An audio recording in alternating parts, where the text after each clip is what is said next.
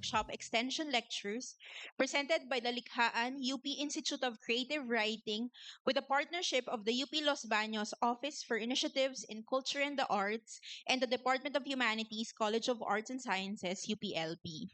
I'm Assistant Professor Rachel Katimbang from the Department of Humanities, and I'm honored to be your moderator for this morning's forum. The Extension Lectures is a forum that serves as an avenue for the workshops under the Likhaan UP Institute of Creative Writing to further discuss topics pertinent to the development of Philippine literature. This year, the topic at hand is the Filipino writer and the meaning of solidarity.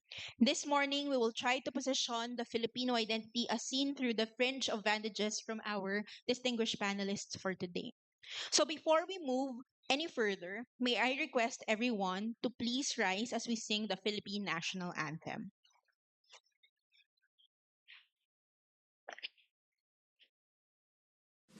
Mga kababayan, ang pambansang awit ng Pilipinas. Kayang magiliw, telas ng sinakalan, alam ng puso, sa titik mo'y buhay. Lupang hinirang, tuyag ka ng magiting, sa manlulupin, di ka pasisingil, sa nagagang tutok sa simoy at sa langit mong bagaw, ay hinatang tulang awit sa pagkayang minamahal. Ang isang ng matawad mo'y tagumpay na nagtitingin, ang bituin at araw niya kailan ang may di magtitingin. Luman ang araw ng walhagit pagsinta, buhay langit sa piling mo. Ang inigaya na pagkay mga api, ang mamatay ng dahil sa'yo.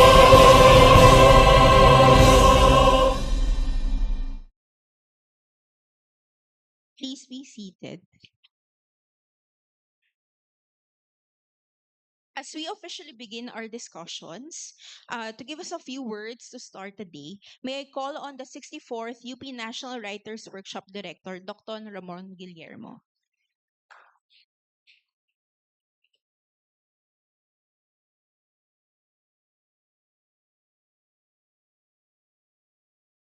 Maraming salamat. Okay, maraming salamat sa ating lahat na dumalo ngayong umaga, ang ating mga tagapakinig, ang ating mga tagapagbigay ng ating lecture, At ito nga nabanggit kanina, ito yung ika-64 na UP National Writers Workshop na isinasagawa ng Likhaan Institute of Creative Writing. Nitong nakaraang taon ay ginanap yung aming workshop sa Iloilo, At ayun, mga pansit bolo yung aming mga kinain doon, marami. Tapos ngayon naman ay sa LB, looking forward to more buko pie, dito sa LB. Ayan, And pag kada punta sa ibang mga lugar, ang aming workshop ay nagbibigay ng extension lecture. Para ito magkaroon ng ugnay ang ating workshop sa komunidad. Matagal din na yung ating workshop ay nagaganap sa ilang lugar lamang. Halimbawa, Baguio, madalas dati na Baguio. Gayunpaman, sa ilalim ng ating direktor, Vlad Gonzales, ay may mga balak na mas lumipat-lipat ang ating mga venue. At sa palagay ko, sa ganitong proseso at paraan ay nagiging mas makabuluhan ang ating extension na bahagi ng ating workshop. Dahil mas marami tayong naaabot, mas maraming bahagi ng Pilipinas tayong napupuntahan, mas marami tayong nakakausap. Pero bago magsimula ay kaugnay ng ating mga lecture ngayon, ay gusto ko lang banggitin ang isang aklat ni Paulo Freire. Kung kailangan si Freire, yung isang edukador, philosopher ng edukasyon. At meron siyang aklat noong 1971. Ang pamagat nito ay Extension or Communication. At sabi ni Freire, pangit ang extension. Bali yung punot dulo ng kanyang aklat ay hindi tama ang gawaing extension. Bakit? Para kay Freire kasi ang extension ay parang ikaw pinapaabot mo ang sarili mo doon sa malayo. Halimbawa, sa mga magkasaka, sa mga agrikultural na komunidad. Yung sentrong otoridad, yung may kapangyarihan, pinapahaba na yung kanyang galamay, ano? At pinapaabot doon. Kaya para kay Freire, may tuturing na one way ang extension. Isa itong imposisyon. Walang pakialam sa kaalamang lokal. Hindi ito mapagpalaya. Ang extension ay halimbawa ng isang diskurso na nagdudulot ng pananahimik, at represyon doon sa mga taong naabot nito. Samantalang ang itinaguyod ni Freire ay yung kanya, ito kasi yung bago pa doon sa mga pedagogy of the press, ito yung kanyang unang aklat, no? Sabi niya, ang importante ay ang hindi extension kundi komunikasyon. Ang pantay-pantay na dialogo na nakatuon sa paghahanap ng paraan ng pagkilos, pagsasakapangyarihan, tuloy-tuloy na proseso ng sama-samang paglikha ng kaalaman. Ngayon, ang nagkataon nga lang ay extension ang tawag natin sa ating aktibidad ngayon at extension ang tawag natin sa bahaging ito ng gawain ng mga profesor sa UP. Meron kaming gawaing extension. Hindi na pinago yung termino na yan.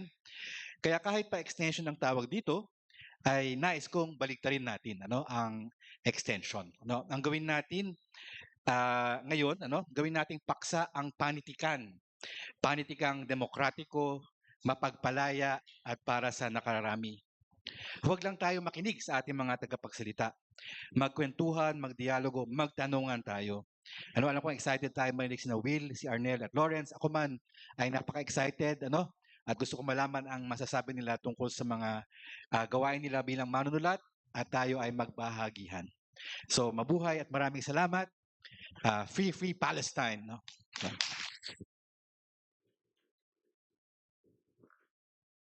Thank you very much, Dr. Guillermo. So something to think about, especially for the intentions of today's forum. The idea of extension. So how the forum will, or rather, the extension lectures will go today is that we will listen to our three distinguished panelists, and then we'll have an open forum later. So as Dr. Guillermo mentioned, hopefully we can engage in something much more fruitful as a dialogue. So we expect our audience members today to maybe ask questions and engage with our panelists. Okay, so now to deliver our first lecture for this morning, we have Likhaan UP ICW Fellow Dr. Will Ortiz.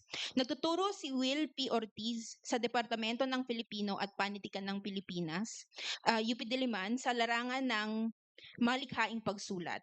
Nanalo ang bugtong ng buwan at iba pang kwento mula sa UP Press nung nilathala noong 2011 ng Madrigal Gonzalez First Book Award. Ito ay mga maikling kwento ukol sa batang manggagawa. Nanalo na rin siya sa Palangka Memorial Awards. Nakatutok sa tinatawag niyang kagila-gilalas na realismong bayan, ang kanyang mga panulat tulad ng Ang Pagbabalik ni Mariang Makiling, unang aklat na ilathala ng UP Press noong 2015, si Maria Makiling at ang Alamat ng Animas Anya mula rin sa UP Press noong 2018, ang kanyang ikalawang aklat. Lumabas na ang ikatlong serye ng nobela na may pamagat na ang Lihim ng Lagusang Dalem nitong 2024 mula ulit sa UP Press. Inilabas rin ng UP Press ang huling nobela ng serye ng Maria Makiling, si Maria Makiling sa Sinapupunan ng Hukluban ngayong Marso 2025. Bukod sa paglikha ng mga kakaibang mundo, nakatutok ang kanyang mga panulat sa kasaysayan at kababaihan, lalong-lalo na ang mga batang babae o girl child. Karaniwan niyang protagonista ang babae at batang babae sa kanyang panulat, lalo na ang isinasalaylayan. Malay ang kanyang mga kwento sa pagkakaroon ng katwiran at pagkakapantay sa larangan ng iba't ibang hugis ng kasarian. So please, I'll give the floor to Dr. Will P. Ortiz. Magandang umaga po. Sana hindi kayo ni-require pumunta dito at gusto nyo talagang pumunta. Okay. Ito yung tatayo na lang ako para hindi ako lamunin ng auditorium. Pag-asa, pakikiisa at haraya kung bakit pambata ang panitikang pambata. Gusto kong basahin yung excerpt ng Banana Heart Summer ni Merlinda Bobis.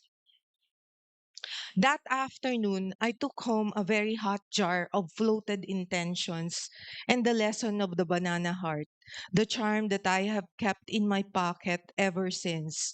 Close to midnight, when the heart bows from its stem, wait for its first dew. It will drop like a gem. Catch it with your tongue. When you eat the heart of the matter, you'll never grow hungry again. Ganda ng wika, no, ni Merlinda Bobis, no? At ang protagonista sa kanyang nobela ay bata.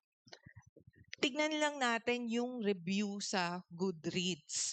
Kung titignan ninyo sa ibaba, yung genre, nakalagay fiction, young adult, coming of age, tapos adult. Ba't ganun? No, parang lito, no, dun sa pagkategorya nung kanyang akda. Kung sa bagay, marami namang manunulat ang ayaw magpakategorya, no? Pero minsan, maano yun eh, para dun sa reading public, no, sa marketing, mahalaga yung pag-ano, no, pag-genre nila para alam kung ano yung bibilhin, no.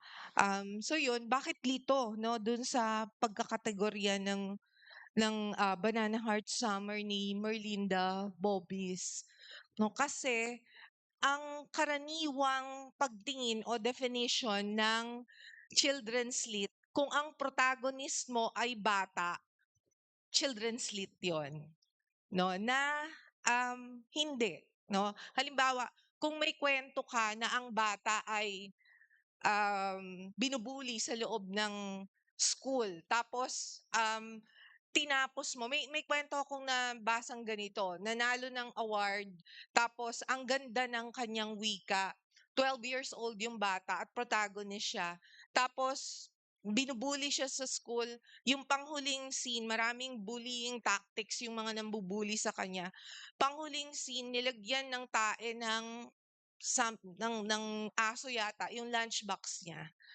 Tapos yung unang bahagi ng kwento pinakita na dun sa school merong, anong tawag dun, tower na may water dun sa tangke ng tubig dun sa taas. So, pagdating ng dulo ng kwento, umakyat yung bata dun sa ano, inantay niya yung lahat ng mga tao, kasama yung principal at yung mga nambubuli sa kanya na tumingin sa kanya. Tapos nung nandun na rin lahat ng tao, tumalon siya pababa, no? Hindi siya kwentong pambata. Kwento siya ukol sa bata. So magkaiba 'yon. Iba yung children's lit. Okay? Pansinin na kahit napakahusay ng wika ni Bobis at ang protagonista ay bata, ang nobela ay nasa nakaraan din, no?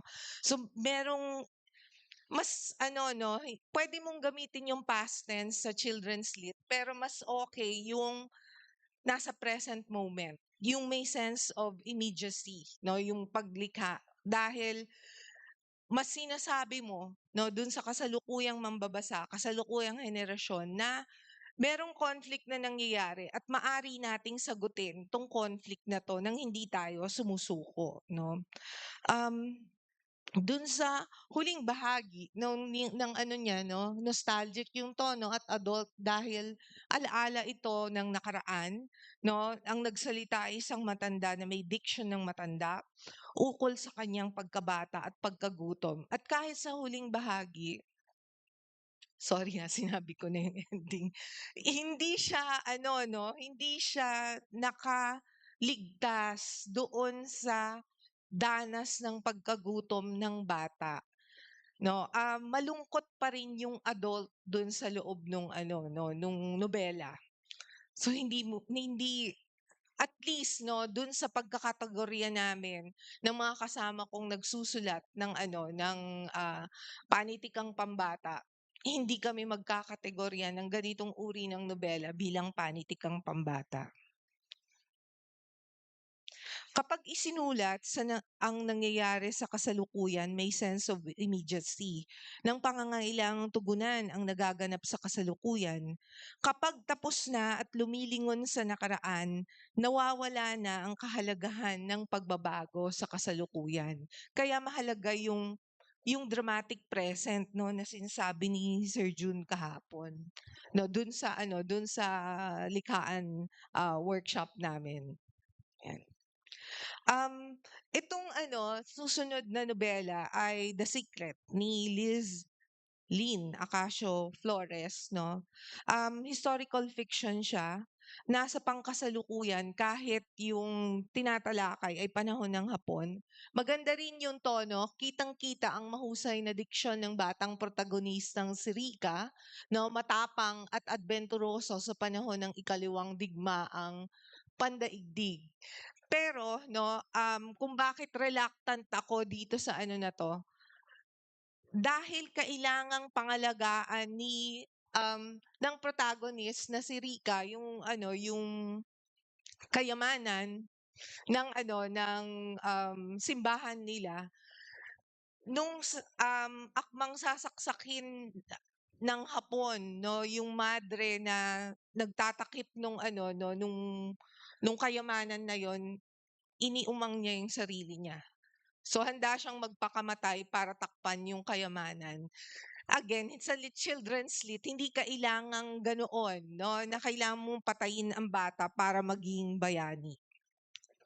Sa utos ng hari, no, ni Sir June, no, sabi ni Giorgio, magrereklamo rin ako sa pader kung kailangan hanggang may makabasa at makarinig ng aking sumbong. Pero sa ngayon, i-jingle ko na lang muna ang sama ko ng loob. No, dito naman ang halaga ng kwentong ito, batas militar kasi na simbolo yung edukasyon, no, ng batas militar. Kahit alam ko hindi ito itinuturing ni Jun Cruz Reyes bilang pambatang akda, no, nakikita ko, no, yung pagiging pambata nito. At bago yung kay Sir Jun, mas yung protagonist na si Isagani, no, dun sa sulat mula sa Pritil ni Norma Miraflor. Itong bahaging ito ay galit na siya, no, kasi dun sa mga nangyayari sa pamilya niya at sumama sila sa rally kahit hindi pa niya alam talaga kung anong nangyayari sa bayan. Pero sabi niya sa 77, naalala ko ang pagbato ko. Ang lakas ko palang bumato. Yung una kong tira, alam ko na para yon sa PC. No, pulis yon nung panahon na yon, na bumola sa ditsi ko. Yung isa, para kay Temyong Alat, pulis ito, at saka yung isa pa para sa tatay ni Estela yon, no, na anak ng isang congressman.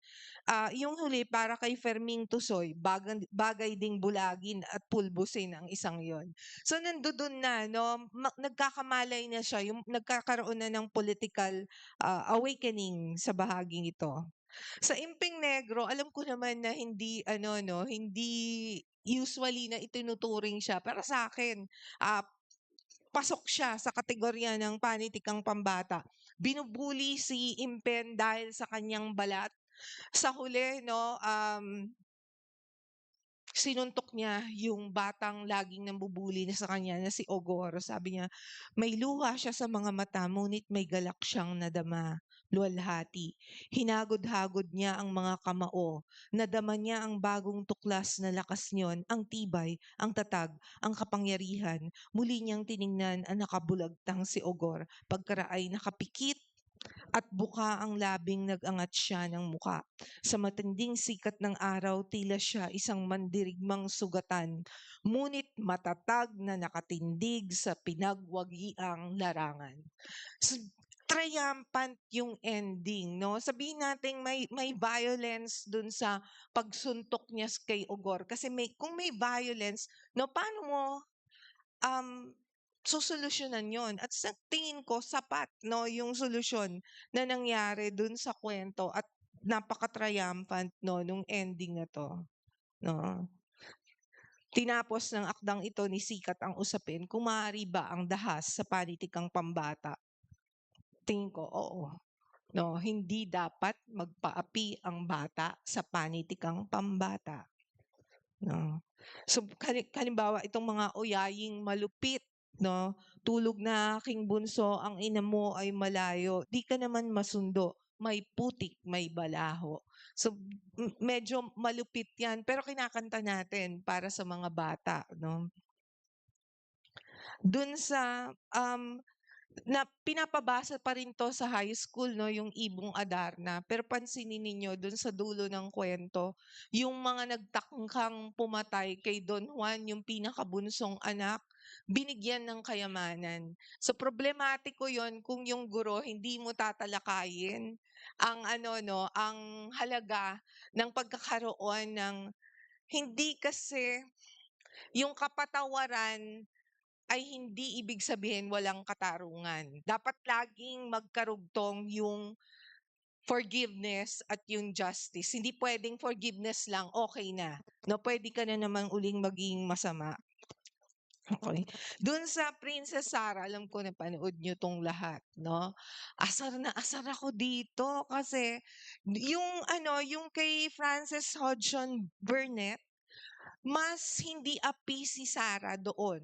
Nung nagkaroon ng adaptation sa Japanese tsaka dun sa Filipino, lalo na itong version natin, ginawang talagang api-apihan si Sarah. Pwede mong sabihin kasi hanggang sa dulo na, okay naman eh, nagkaroon naman ng justice in the end. Pero problematiko yon sa isang lipunang masyado ng api, no? Yung protagonismo, aapihin mo, to sa dulo, bibigyan mo ng ginhawa na hindi namang sapat yung happy ending para marating yon. Hindi rin naging aktibo no din si Sarah doon sa kwento pero parang gustong-gusto natin yung ano melodramatic no. Kailangan wakasan ang mga kwento ng mga batang api at pumapayag magpaapi kahit na may pagbabago sa dulo ng naratibo. Sa dami ng mga kwento ng pang-aapi, malamang na ito ang tumimo sa puso ng bata. Sa isang lipunang neo-kolonyal, kailangan natin ng mga batang may kapangyarihan at di mananatiling nagpapaapi sa laylayan. Itong ano 'no, ito sobrang galing magsulat ni Maranan ng kanyang ano, pero nagsulat siya ng Street Child. So, hindi ko na gaanong mabasa. Some children live beneath a bridge and share their space with rat and midge. Some children live in open carts and feed on crumbs from bleeding hearts. Some children knock on tinted glass. Sorry, hindi ko na ano, pero sa dulo ng kwento, gutom pa rin yung bata. Ang punto ko, yung sinasabi nila sa pagsulat ng literatura, kung may pinakita kang ano, no, baril sa umpisa, bago matapos yung kwento mo, kailangan pumutok ang baril. Sa panitikang pambata, tingin ko, pag nagpakita ka ng batang gutom sa dulo ng kwento o tula o kung ano man yan, dapat makakain yung bata. Kasi bakit mo i-describe yung isang sitwasyon? Bakit yung panitikan ay mirror lamang o salamin ng lipunan? Mali. No, kung gusto mong makaalpas, kailangan mong magharaya, mag-imagine ng isang future na higit na maganda. So, dun sa ano no, sinulat kong ang tatlong buwit at ang bangkang marikit, no, yung positive na experience din ng pamamaalam at kamatayan yung ginawa ko dito. No, makikita sa kwento ang kapangyarihan ng raya o imagination kahit sa harap ng kamatayan. Ganito din dun sa Wild Song ni Candy Gourlay, no? Nagustuhan ko kasi bumalik siya, igorot yung kanyang protagonist tungkol dun sa American rule, no? At natapos siya, no, ng positibo. Sa nobelang pambata, sa berso at rasismo nandoon din yung brown girl dreaming, no?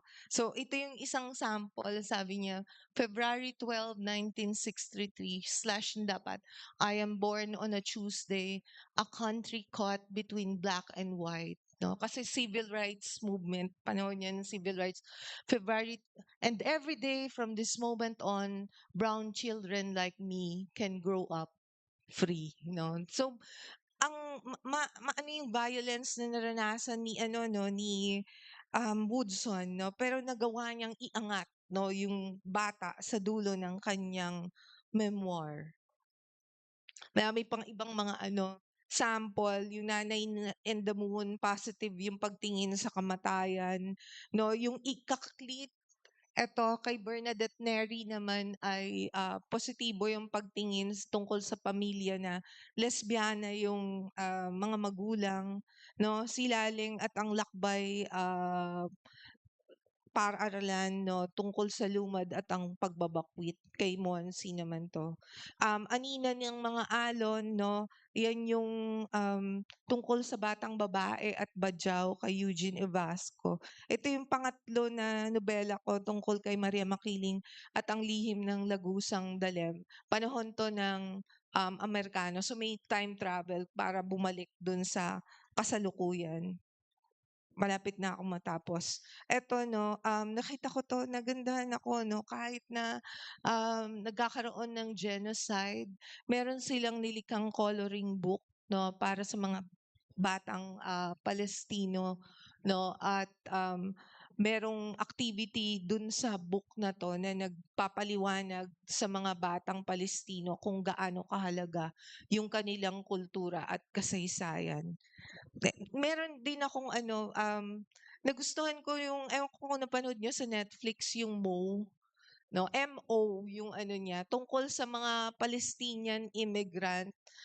Nagandahan ako kasi, nagawa niyang light yung isang napakabigat at seryosong usapin 'no, ng, genocide ng mga kababayan niya at napaka-uplifting nung dulo. Pero hindi siya panikang pambata.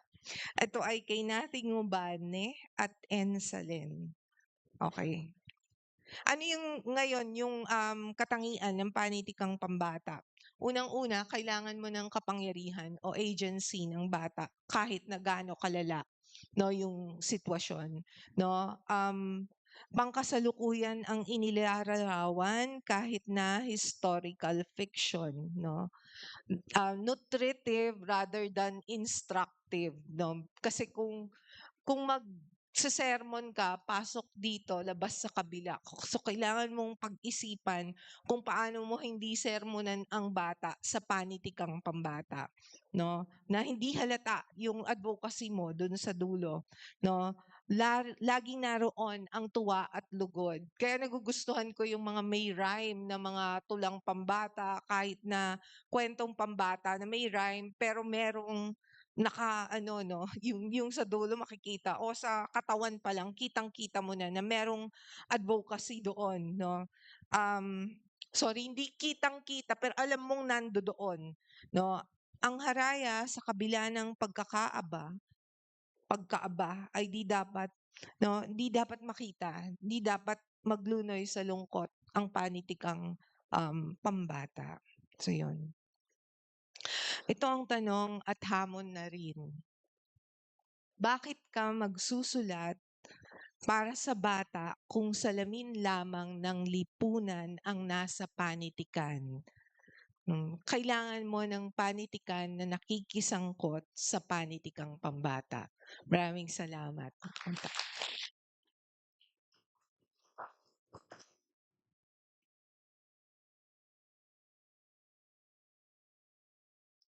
Thank you very much, Dr. Ortiz. So, actually, great reminder, no, especially for a lot of our students here in the audience, because, for example, a lot of our ComArt students are budding writers for children's literature. So, marami sa atin na naho-hone yung ganitong skill, no. So, great reminder for us to, in terms of matters of form, we need more children protagonists that are of their own, have their own agency, are empowered. But also, with Dr. Ortiz's lecture, no, short lecture, it's also a very apt reminder that it's important for us to envision a future for children, but not just any future born of suffering or endless suffering. At a time when we are bombarded with videos, images, reports of children being massacred in Gaza, na-extend natin, patuloy natin na-extend yung mga ganitong imahe, yung mga ganitong suffering, no? Sa panitikan, para lang ba ma-champion o ma-highlight yung kanilang resilience at saka ang kanilang survival. So napakagandang reminder mula kay Dr. Ortiz yung ganitong pag-interrogate, no? Sino nga ba yung mga protagonists nating mga bata? Bakit kaya nakakalimutan natin minsan na sila ay sarili nilang mga protagonista, na may mga sariling kwento, may mga sariling hamon, pero hindi kailangan laging lugmok sa kanilang kahirapan o kaya sa mga patuloy na suffering para lang ba mabigyan ng sense of realism, no, yung kanilang mga kwento. Sige po. Now to share his growth into becoming his own voice as a filmmaker and one of the 64th UP National Writers Workshop Fellows, we have our second panelist for today, Mr. Arnel Mardocchio. So, sorry. Arnel Mardocchio is a writer, director, and producer from Mindanao, as well as the founder of Cine Mindanao. Under Mardocchio's leadership, Cine Mindanao successfully advocated for the establishment of the FDCP Cinematheque in Nabunturan in 2016, an achievement that reflects his filmmaking ethos and deep commitment to the advancement of regional cinema in the Philippines. He's also a founding member and has held the position of chairperson of the Advanced League of People's Artists, or ALPA, a community organization based in Melbourne, Australia. Currently, Mr. Arnel Mardocchio serves as the coordinator of the Concerned Artists of the Philippines Los Baños chapter, or CAP-LB. Throughout his filmmaking career, Mardocchio has completed 14 full-length films and one short film, garnering numerous accolades from various local and international film festivals and prestigious award-giving bodies.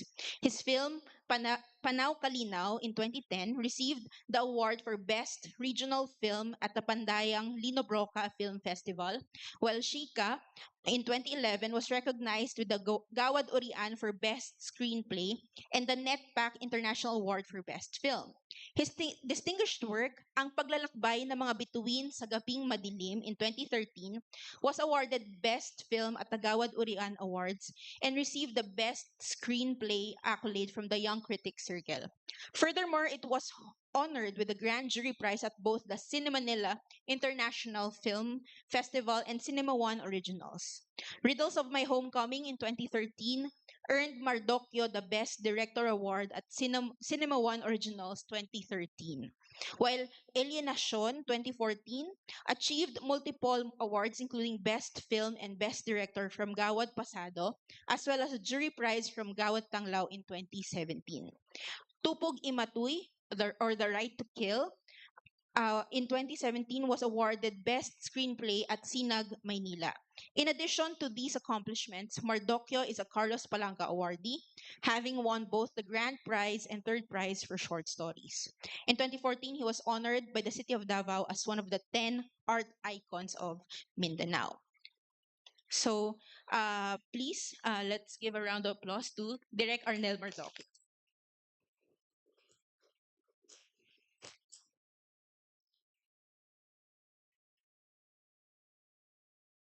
Hello, magandang umaga. Tatayo lang ako kasi kanina pa ako ninervyos din. Sige. Ang aking mga akda, short story, mga dula at pelikula ay nasa lengguaheng Binisaya. Pero ayaw mo kabalaka kay magtinagalog ko ron aron magkasinabtanay ta. German o German? Okay. Sa labas ng universidad ko, natutunan ng aking malikhaing pagsusulat at pagpipelikula. Ang komunidad ng mga pesante, lumad, manggagawa ang aking naging eskwelahan. Sila ang naghulmat, naglinang ng aking kakayahan. Ito ang nais kong ibahagi sa inyo ngayong umaga. 15 anyos ako nung pumakat ako sa community theater sa rehiyon ng Southern Mindanao.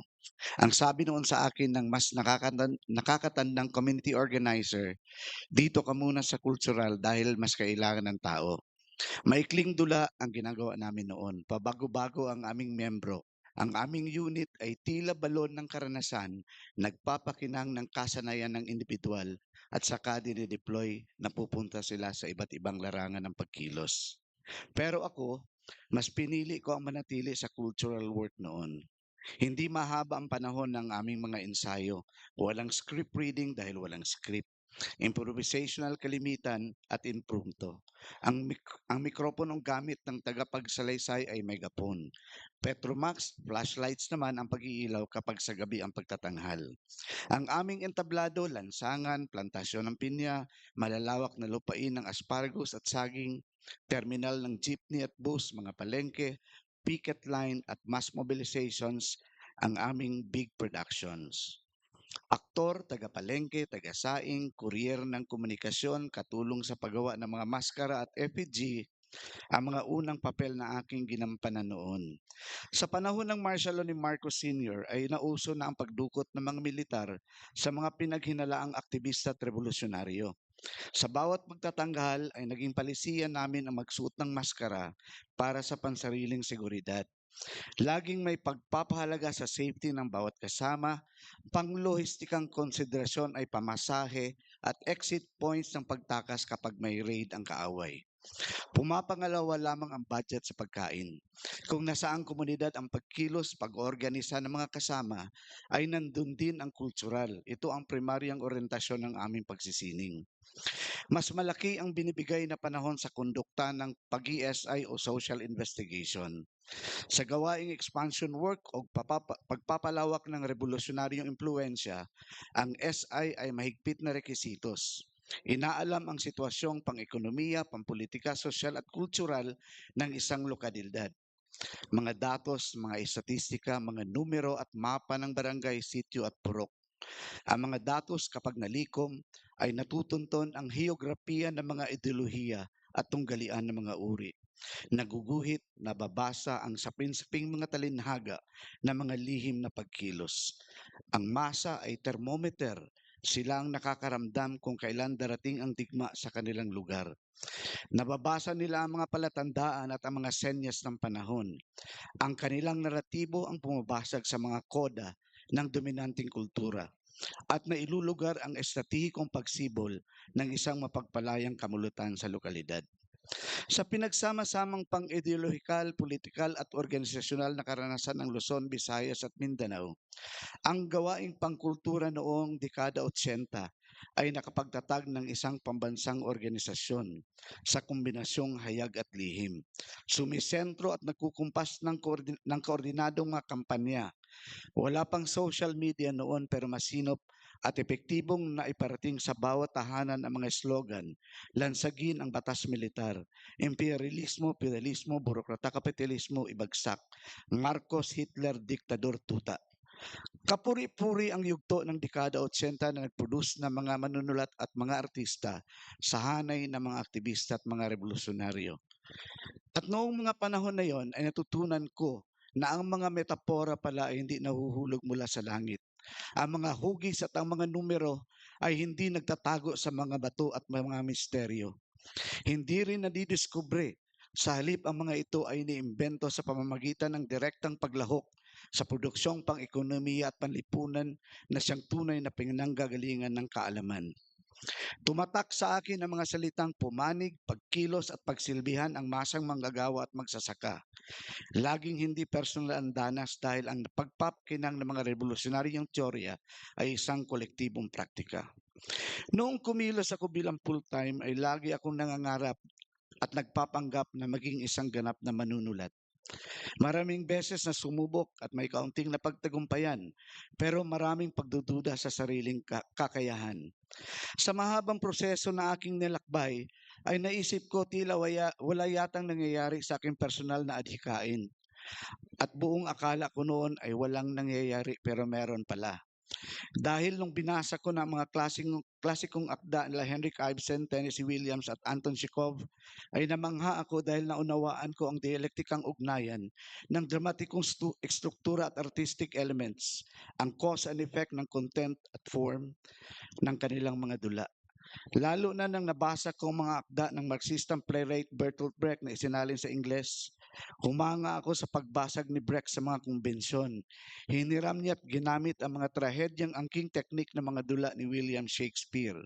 Inimbento niya ito upang umayon sa kanyang dramaturhiya at panlipunang diskurso.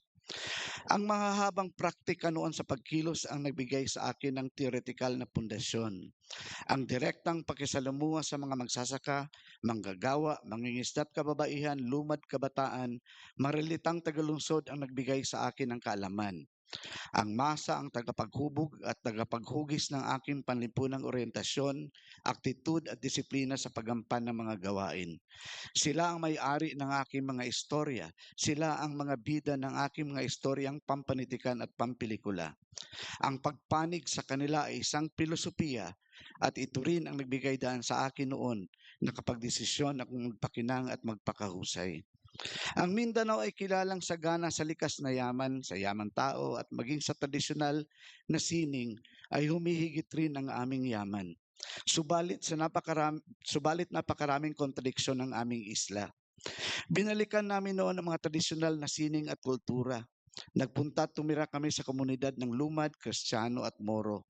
Nagsaliksik ng kanilang tradisyonal na mga sayaw, mga epikot oral tradition, likas sa kanila ang natural na manalaysay, kwentista, virtuoso, craftsman. Ito ang naging susi ng aming pag-unlad. Nakapag-imbento kami ng art forms. Pinasok na rin namin ang prosinyum ng mga entablado. Nakapag-imbento kami ng aming two-man shows. Napaka-portable dahil madaling dalhin at flexible na pwedeng itanghal sa rally at maging sa formal na entablado. Ang nangyari sa akin noon ay nahalin tulad ko rin sa mahabat pang matagalang paglalakbay ng mapagpalayang kilusan. Naiinip ako sa pagkamit ng tagumpay. Tila walang nangyayari pero meron pala. 60 years old na ako ngayon at excited ako sa aking pagtanda at walang pagkupas ang aking paniniwala. Ang sining, ang panitikan ay laging may pinapanigan sa lahat ng panahon. At bilang pagtatapos ay nais kong bigkasin ang pinakapaborito kong linya ng awiting sinipi mula sa dulang pinamagatang Oratorio ng Bayan na sinulat ni Rodi Vera at Alan Glinoga noong 1983. Karapatan ng bayan, kalagin ang tanikalang hampas ng dayuhan. Karapatan ng bayan ang maghimagsik at lumaban. Karapatan ng bayan, kunin ang ninakaw ng dayuhan. Bayang Pilipinas, ang sarili palayain. Walang mga alipin kung walang paaalipin. Magandang araw po sa inyo.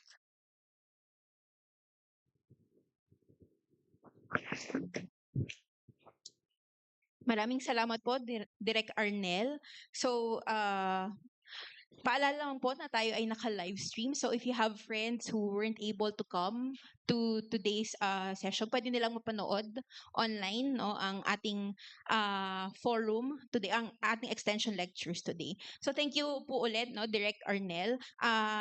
Salamat po sa pagbabahagi ng inyong personal na journey, no, bilang isang manunulat at syempre isang bilang filmmaker. So, napakagandang paalala rin para sa atin yung idea na ang mga narratives na nababasa natin or napapanood natin, may mga pinanggagalingan itong mga totoong kwento, mga totoong naratibo ng mga totoong tao, no? Isa sa mga tumatak sa sinabi ni Direk Arnel no kanina ay masa ang thermometer, sila ay nakakaalam kung may mga darating sa kanilang mga komunidad. Tapos sila rin syempre ang pinagkukunan natin ng mga ganitong naratibo na para sa siguro no, isa sa mga dapat na nilive by rin natin, yung nabanggit ni Sir Arnel na ang pagpanig sa kanila ay isang filosofiya.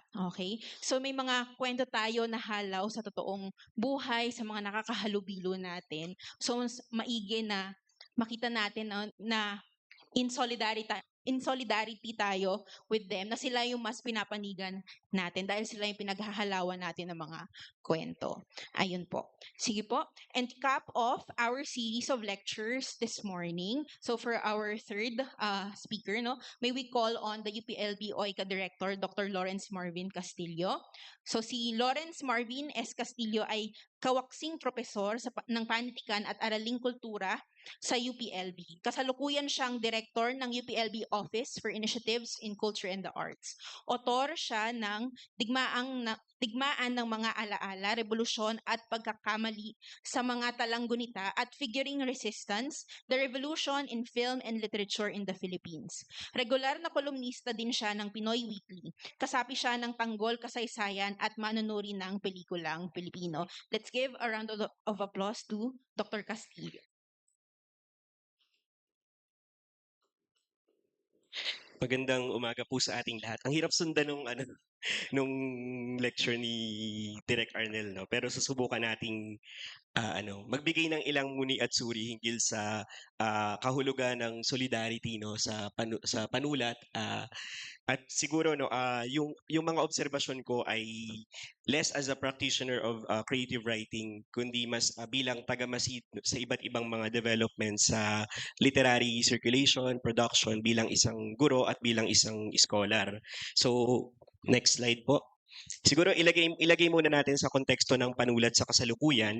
Mahalagang ilantad na yung cultural politics ng kasalukuyang panahon, yung kaligiran ng paglikha, no, ay isang kaligirang batbat ng panganib. Nandyan yung pananatili ng NTF-ELCAC, no, na isa sa mga tingin ko pinaka-inobatibong infrastruktura ng Estado para tiyakin yung interagency at all fronts, no, na coverage ng counterinsurgency.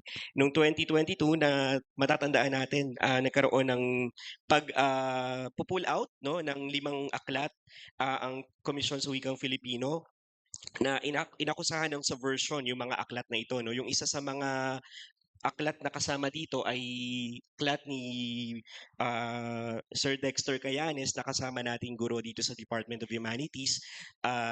Yung batayan daw ng pagtatanggal ng mga librong ito, na by the way ay nakacirculate na sila, di ba? Nakalimbag na sila. Nagkaroon ako ng kopya ng ilan sa mga aklat na ito sa totoo lang, pero biglang pinapull out sa mga libraries, pinapull out sa pagbebenta, ay dahil meron silang ilang mga paksang tinatalakay na nakatuon sa kilosang revolusyonaryo. Pero matingkad na hindi naman nagbabasa, no, ng malapitan at maingat yung mga ahente ng Estado, dahil pag tiningnan mo ay hindi naman, parang yung pagbanggit mo halimbawa ng term na zonang guerrilla ay enough na ba para i-excise ka from public circulation? Pero ganun ka babaw, ganun ka surface level yung naging batayan ng pagpo-pull out. So isa ito sa mga, I think, no, in recent years, pinakamatingkad na book banning exercises, no, in recent history. Kasunod yan, syempre, yung pagkamartir ni Kirima Tariman at Erickson Acosta, mga napakahusay na makata, no, para sa mga aktivistang millennial, na kagaya ko, parang mga icon itong mga ito, no. Bago sila nagpasyang yakapin yung mas mataas na antas ng pakikibaka sa kanayunan, nababasa na natin yung mga tula nila.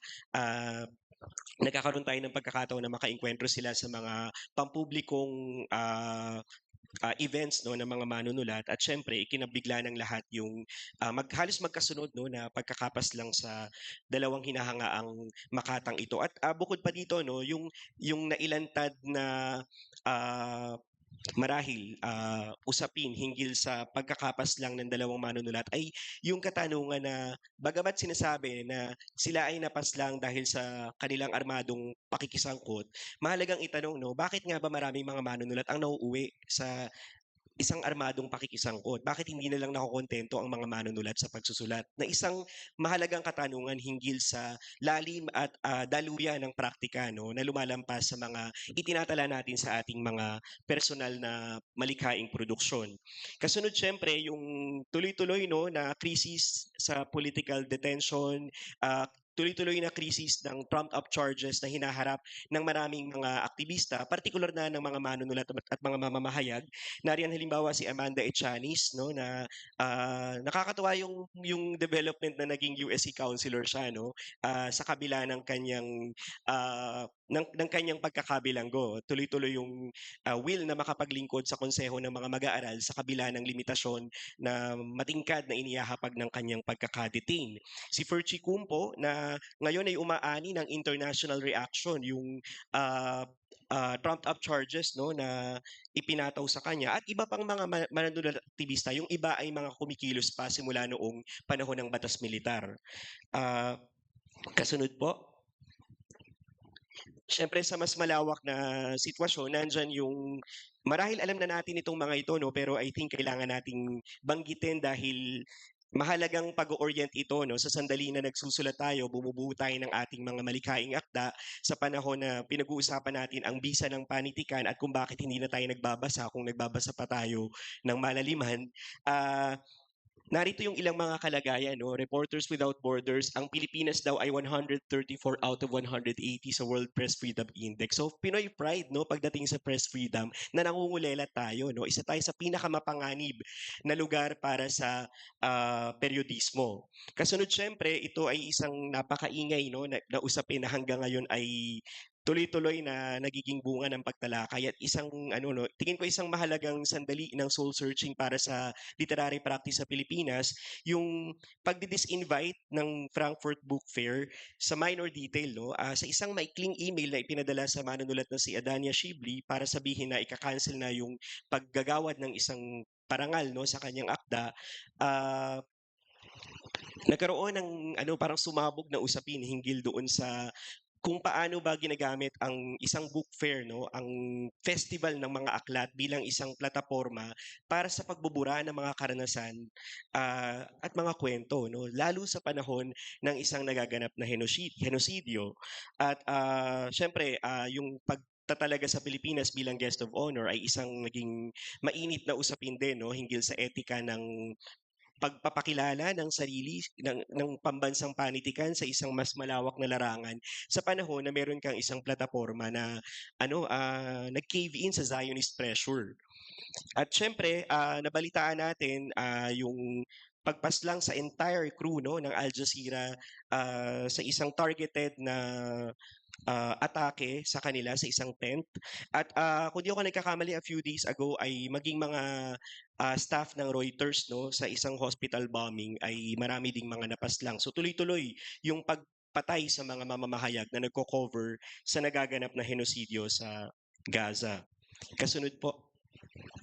Mula dito sa paglalantad ng iba't ibang mga kalagayang ito, pwede nating pag-usapan yung mga tensyon at kontradiksyon na kaakibat ng pakikiisa dahil laging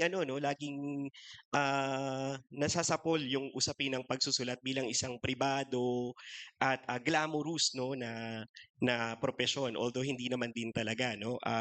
Dahil dito nailalantad din na hindi naman talaga profitable magsulat sa Pilipinas at kalaki ng ating mga active na manunulat ay hindi ito yung day job nila, no. Usually ito ay racket siguro, on the side engagement at sa bahagi ng kalakan sa mga professional writers, bahagi siya ng academic practice, no.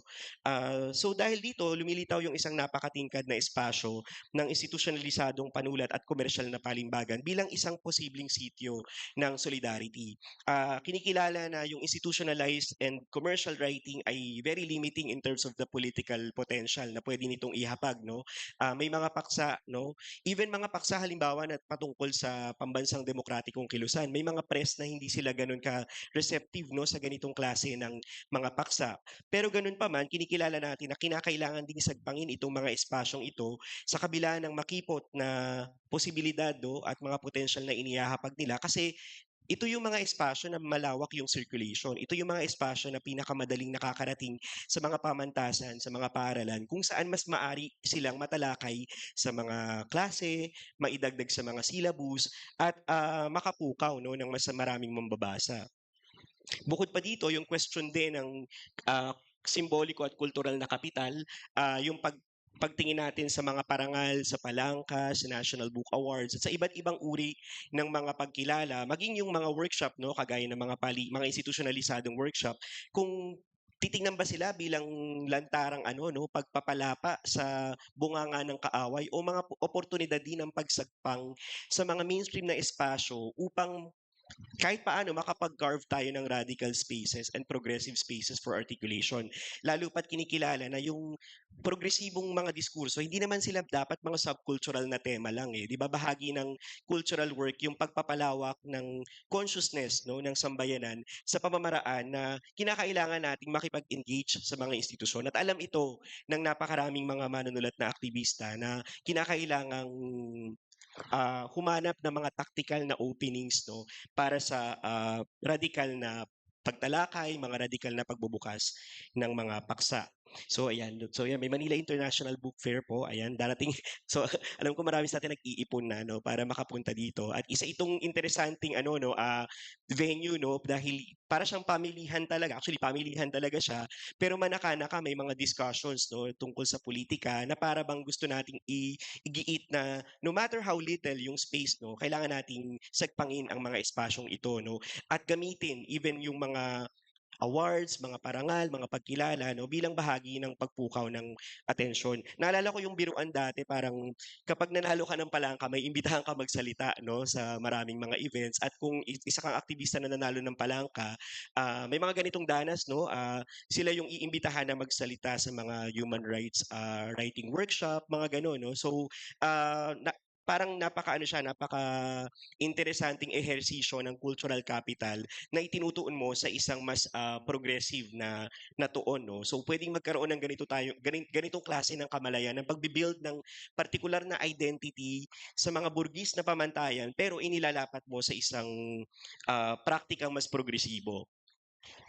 Sa kabilang banda, syempre, ito yung mga sityo at laylayan, no? Ito yung mga espasyo na naintindihan natin hindi naman talaga tayo napapakasapat sa mga progressive na mga narrow corners no at mga nooks and crannies sa loob ng mainstream na mga praktika kaya nabuksan din yung maraming mga independent at small press initiatives no marami sa ating mga kasama dito yung may ganito ng klase ng engagement no Ah, nakakatuwa yung ganitong klase ng development kasi ito yung mga maliliit na infrastruktura na natutulay yung mga values natin hinggil sa collective work, no, yung pagkakaroon ng care-based na sistema ng paglikha at syempre no yung usapin ng pag-iwas sa anumang mga infrastruktura ng censorship kasi ito ay ah, hindi daunted ng mga gatekeeping infrastructures gaya ng external review system na makikita sa mga mainstream publishing. Kaya sa gayon, tingin ko isa sa mga dapat pagtuunan ng pansin at hamon din ito sa mga guro na kagaya ko, yung pag-unawa na baka yung pinaka-masigla, pinaka-exciting, at pinaka-matatapang na mga akda ay wala sa mga mainstream presses, kundi nailalatag sila sa mga latagan, no? Literal na latagan ng mga zines, no? Dahil ito wala silang pakialam sa mga external reviews eh. So, kayang-kaya nila na mag-intervene sa mga iba't ibang usapin na hindi encumbered ng ganitong klase ng expectations mula sa akademya. This is not to say na hindi ka nagpapraktika ng academic writing kapag or kumbaga merong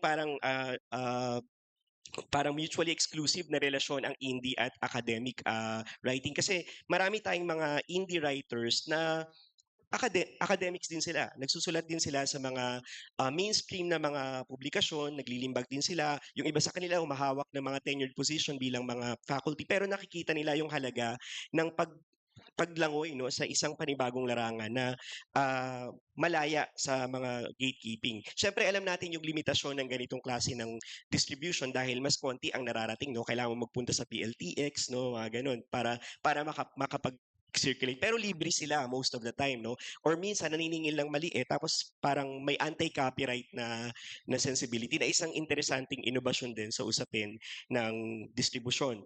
Yung kasunod siguro yung fact-finding at human rights work bilang balon ng panulat. So, nagkaroon ako ng ilang pagkakataon na yung ilang mga informal workshops na nadaluhan ko ay sa konteksto ng ganitong klase ng mga activity na dadalhin ka sa isang komunidad na dumaranas ng development, aggression at military intervention.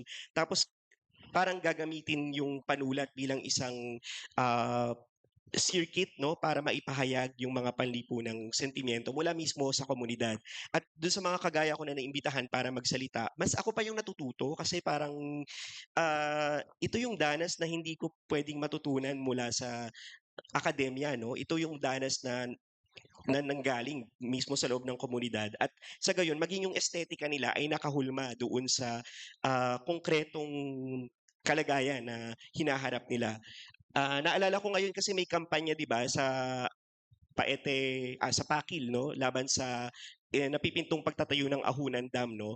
At although hindi siya pampanitikan akda, may nagawang mga dokumentaryo 'no, maikling dokumentaryo mula sa kampanyang ito. So, mahalagang halimbawa ito kung paano yung kampanyang masa ay nakasudlong siya 'no, nakaugnay siya sa malikhaing praktika.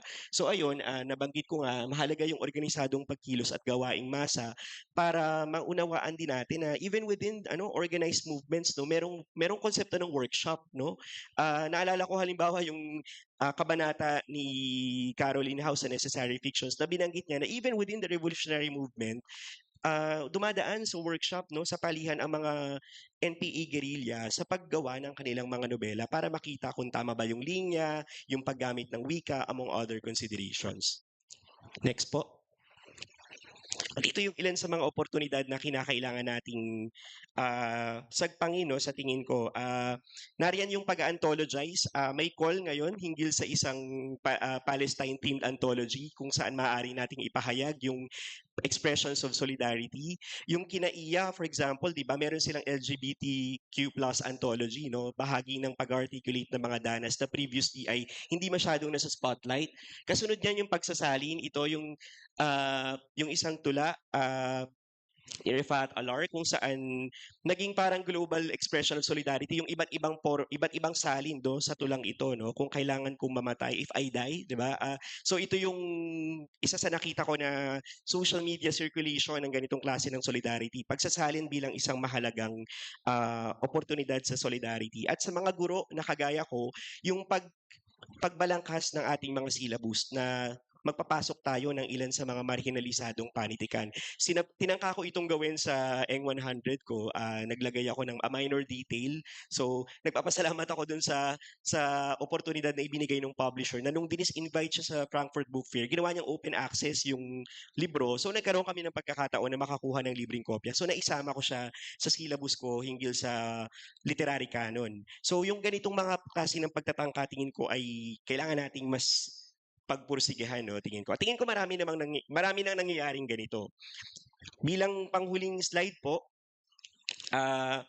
yung panitikan bilang pagpakikiisa ay tungkol sa pag-articulate ng mga isinasantabing karanasan no at karahasan, pagbibigay ng espasyo sa mga laging sinesensor na mga karanasan no, halimbawa yung nangyayari na whitewashing ng genocide dahil sa media framing no ng maraming mga western reporters. Pwedeng ito yung panitikan yung pwede nating lunsaran para dito no, kaya napaka-powerful nung mensahe na ipinaabot nung a minor detail na ito yung hindi gustong spotlight ng western media pero sinupress pa rin nila.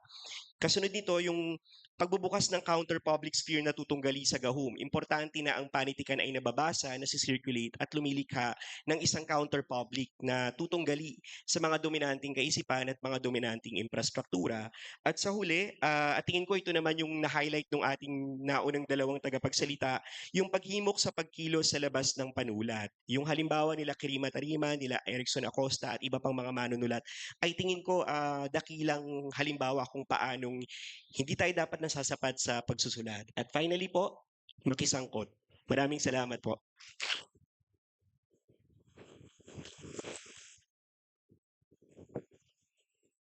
Thank you, Dr. Castillo. So, maigi no na napapasalamat tayo kay Dr. Castillo for highlighting current current timeline no of literature, historical and political ties of literature, especially with the yung pag-pull out or pagbaba ng books, I think during the pandemic up until 2022-2023 ng NTF-ELCAC.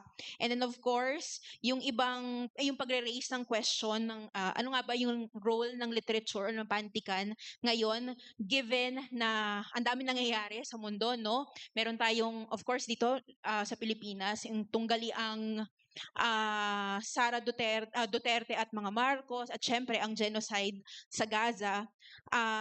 Andun din yung urgency, no, sa paglalatag ng mga contradiction sa mga historical and political ties of literature, especially yung mga contradictions that allow this push and pull with our own encounters with literature. And at the same time, isa sa mga tumatak sa akin yung pag-highlight din ng mga medyo mas maliliit na mga collectives o kaya yung mga maliliit na mga events, pero they contribute so much, no? For example, yung mga zines, zine communities, mga small markets, o kaya yung mga workshops even. So, for example, recently ay ang Gantala Press ay nagkaroon ng parang small gathering to discuss women in translation, or women's writing in translation, et cetera, et cetera. Ayun. So maraming salamat po doon, Dr. Castillo.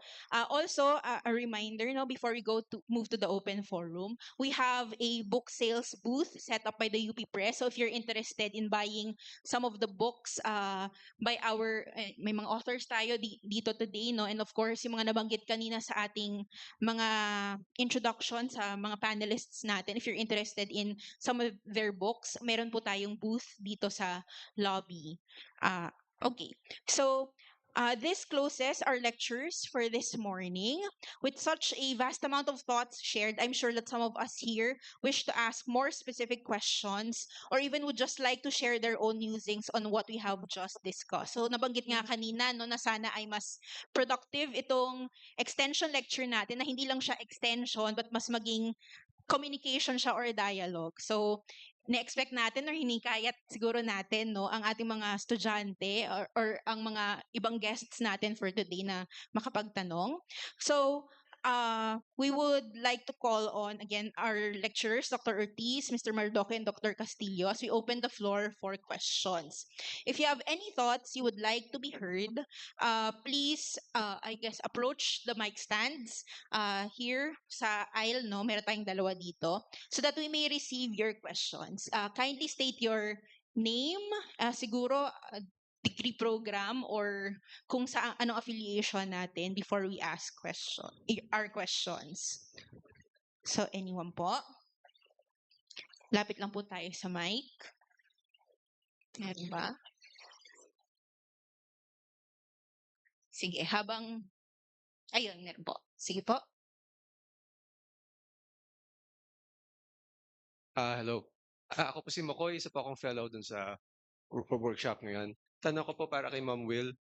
Isa po sa mga paborito kong kwento na pambata, yung The Little Matchstick Girl, yung nagtitinda siya ng mga posporo nung winter, tapos bawat sindi niya nilalamig siya, bawat ano niya na Kita posporo, yung lola niya. nakikita po siya maganda hanggang maubos, tapos mamatay siya sa lamig. Tapos, how do you reconcile that with the point of view that you discussed today? Para sa akin,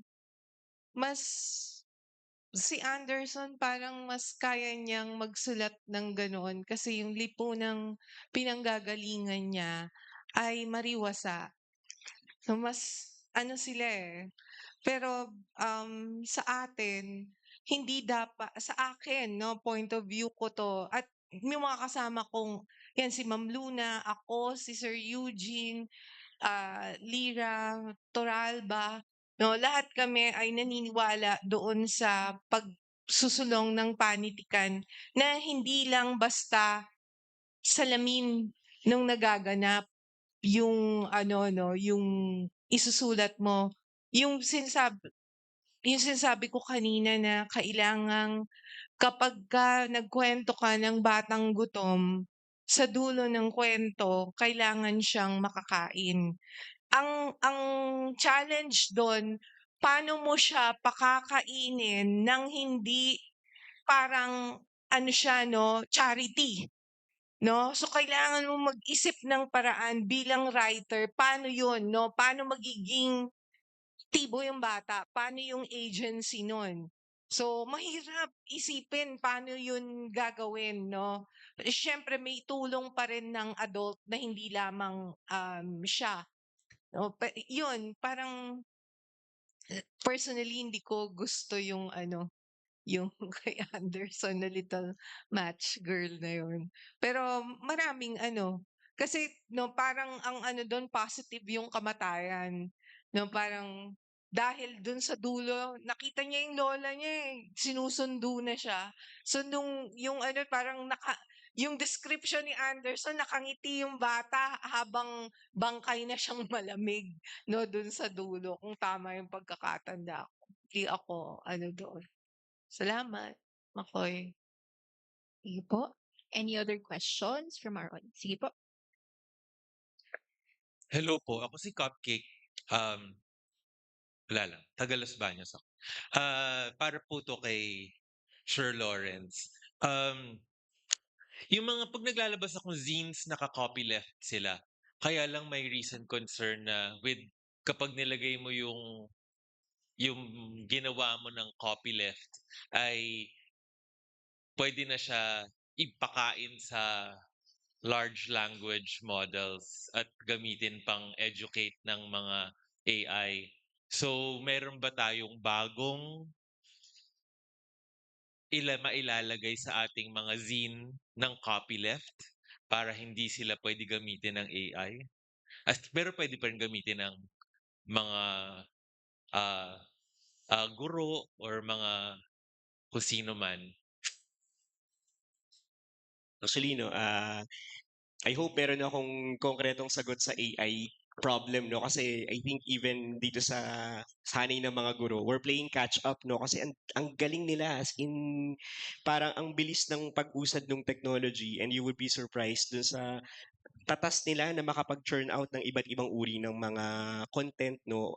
Based on what content or mga impormasyon yung na-feed sa kanila, no? So hindi ko kasi ang siguro mas ang matutukoy ko diyan ay hinggil dun sa yung ongoing crisis na on the one hand we are advocating for open access movements, 'di ba? Bahagi ng ating campaign sa demokratisasyon ng pagbasa, demokratisasyon ng paglikha, yung pagbasag, no, dun sa copyright, no. Pero at the same time meron nga tayong problema na lahat ng nasa public domain ay in danger of being predated upon by AI, no? I wish I have the answer kung paano siya ire-resolve. Pero naisip ko kasi parang sa isang pag-unawa na politics in command, tingin ko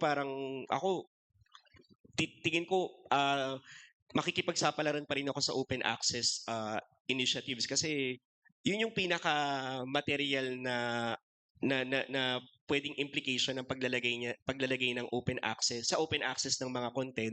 Maraming makakabasa, no? Regarding the dangers of AI, parang I think it's an issue that begs to be talked about. Pero hindi ko alam kung kamusta yung ethical calculus sa pagitan ng dahil ba pwede siyang makuha ng AI, hindi ka na ba magdi-distribute online? Parang tingin ko problematic din na stance yun, di ba? Baka bumalik na lang tayo lahat sa kilusang photocopy, no? Parang wag na lang tayo mag-online muna ba? Kasi I think tingin ko parang yung zine culture naman nag-thrive siya initially through di ba? Yung xeroxography na tinatawag nila, no? So baka kailangan natin bumalik sa pen and paper, baka kailangan natin bumalik sa hard copy, no? Yun yung naisip ko lang, no? I hope I have the answer for that dilemma. Pero lahat tayo playing catch up with with the dangers na nag-evolve while we speak. Yan, salamat Cupcake.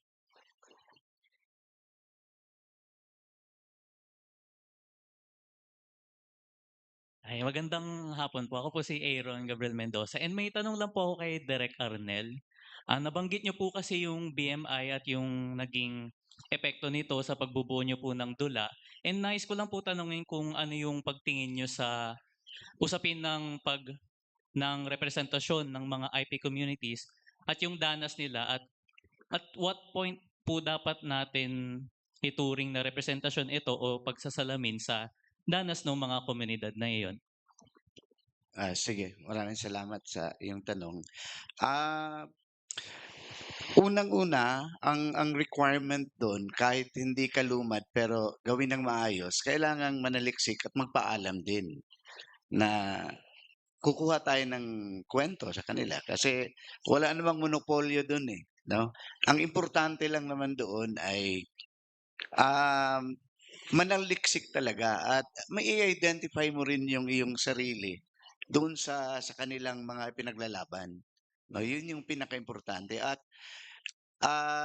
sa akin kasing aming karanasan ay dahil taga doon kami, hindi naging mahirap at hindi rin malayo sa amin, 'no, yung, alam namin, tumira kami doon, kaya hindi naging mahirap sa amin. Pero may mga taga Metro Manila na gumagawa ng gano'n, talagang kahit kami, 'no, parang wala naman itong research talaga, hindi ito totoo, 'no. So, yun yung parang medyo hindi maganda doon, lalo na 'pag pinapalabas sa mga sinehan, sa International Film Festival at kung makapag-costume nga, ano, parang may piyesta lagi, 'no? Eh, hindi naman gano'n sa totoong buhay. Kasi sinusuot ng mga lumad yung kanilang magagandang, ah, kasuotan kapag may, importanteng okasyon. Kasi sacred din yun sa kanila. So, kailangan malaman na kailangan talagang magpaalam at hindi tayo yung proseso nun ay o tayo hindi bilang outsider. Kailangang i-recognize natin yan. Pero kailangan may acceptance doon sa community. Hindi yung nag-o-observe ka lang tapos susulat ka. Talagang may proseso siya, no? Meron ding exchange na mangyayari. Kasi ang aming experience kasi para maintindihan talaga namin, may proseso eh. Kasi nung nag-assess na kami at kung paano rin namin iaangat yung aming mga trabaho, nagkaroon kami ng parang requirement. Kung gusto mo maging cultural worker, dapat unang-una artist, trainer, organizer, researcher. Itong pagiging trainer, ito rin yung magtutulay sa atin sa community kasi magbibigay ka rin. No, kasi gusto rin nila ng training, drama, ituturo nila sa iyo yung kanta. So, iyon yung paghuhubog rin, no, sa ating mga sarili. May exchange na mangyayari sa community. So, mahabang proseso talaga siya. Hindi siya nakukuha ng sambuan. Parang hindi sasapat yung ganong ano. Do we have other questions? Ayun po. Sige po.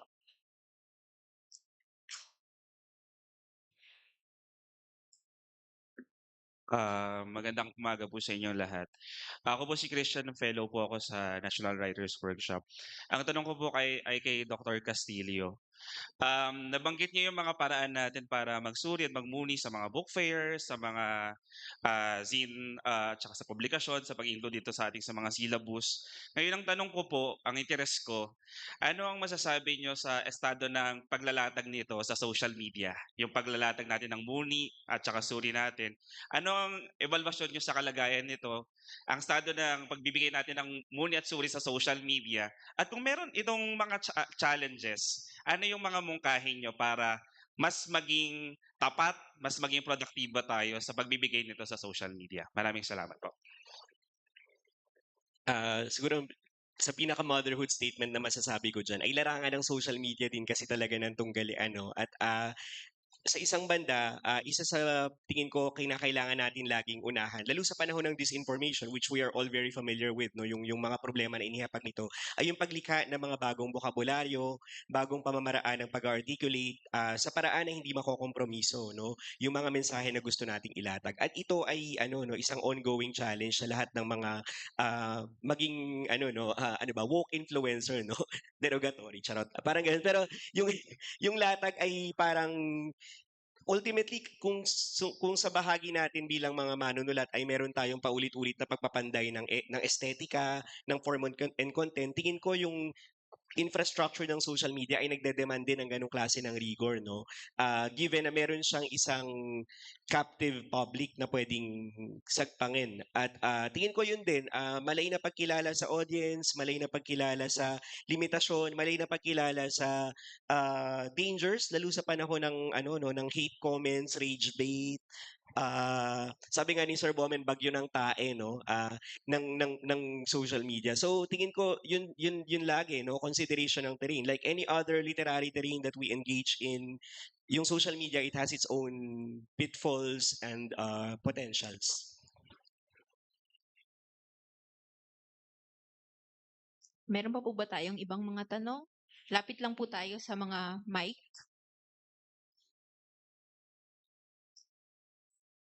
Hello po, ako po si Carla Joy de Pasupil ng BA Communication Arts. So, bilang isang self-proclaimed na manunulat, tinuruan ako na dapat yung mga piyesang sinusulat ko ay dapat something na naiintindihan ng masa, ng jeepney driver, ng mga bata, ng kapwa ko Pilipino. So, may mga progresibong kasulatan pero nasa wikang Ingles at hindi sa wikang sinasalita ng masa. May mga libro na tumatampok sa mga isyong panlipunan pero nasa English siya. Naka-display sa fully booked o kaya sa National Bookstore na may mataas na presyo. Tapos talagang naka-hardbound. Tapos ito yung mga libro na kadalasan mo makikita na binabasa ng mga tao na nasa cafe. So, ito ba ay, hindi ba ito isang contradiction? O pwede ba tayo maging optimistic at sabihin, ito yung paraan natin ng pag-educate sa mga mayayaman even with all the wealth na meron na sila? Gusto kong malaman yung existence ng mga libro na tungkol sa Pilipino, tungkol sa mga danas ng Pilipino, pero nasa wikang banyaga. Sino yung target audience nito at bakit? So mukhang sa akin nakapatungkol ito. Actually, yun ang hirap ng mga tanong nyo. Nakapagkape ba kayong lahat? Ayan. Siguro batay naman din doon sa binanggit ko, no. Totoo naman yung kritisismo na parang may contradiction talaga, no, yung usapin ng gamit ng wika, even yung kung saang estante nakalagay yan, 'di ba? Kung saang mall nakaplakda yung mga libro natin. Pero yun precisely yung yung gusto kong ipunto na parang hindi mo isinusuko maging yung mga espasyo ng mainstream na palimbagan at maging yung mga AB class AB na mga segment kasi may posibilidad lagi ng political consciousness raising, no. At tingin ko yun din siguro yung pag nagsusulat ka ng libro, 'di ba? Parang lagi ka namang naghihiraya ng isang imagined reader, no. At alam mo na pag nagsusulat ka ng libro, kunwari nung sinulat ni Patricia Evangelista yung Some People Need Killing, alam niya na hindi pesante ang magbabasa nito. At kailangan nating kilalanin na may ganun siyang limitasyon sa usapin nung disenyo nung libro na ginagawa niya. Kumbaga parang naka-inscribe na dun sa mismong sinusulat mong libro yung audience na ine-expect mo na makabasa nito. At may mga pwede tayong punahin doon at usisain, no? Pero hindi mo pwedeng abandonahin no matter how little, yung pwedeng ganansya na makuha mo sa ganung klase ng engagement, no?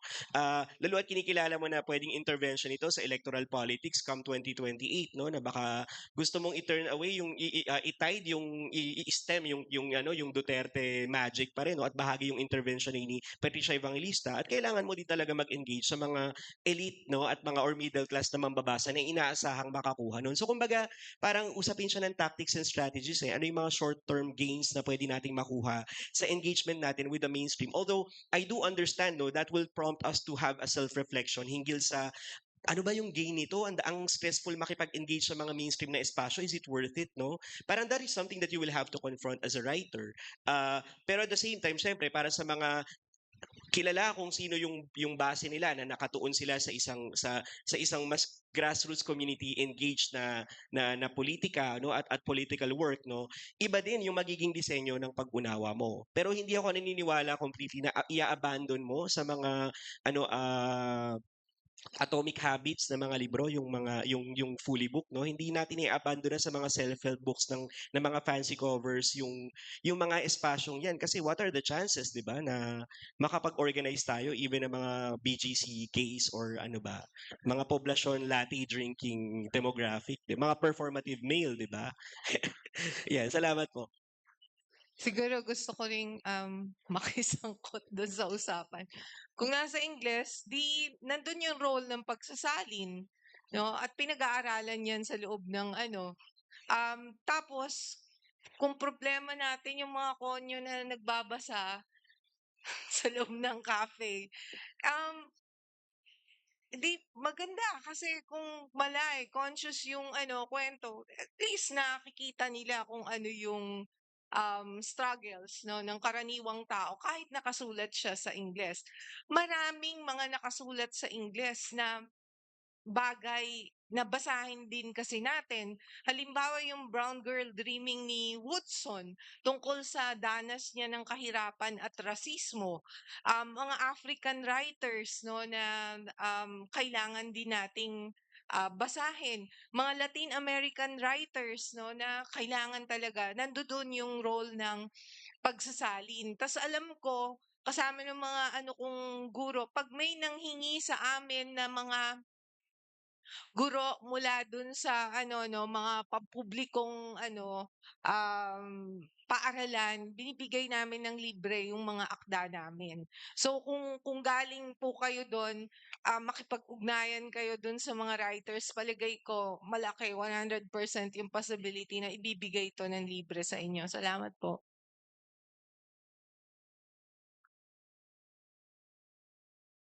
Makikisangkot din sa usapang.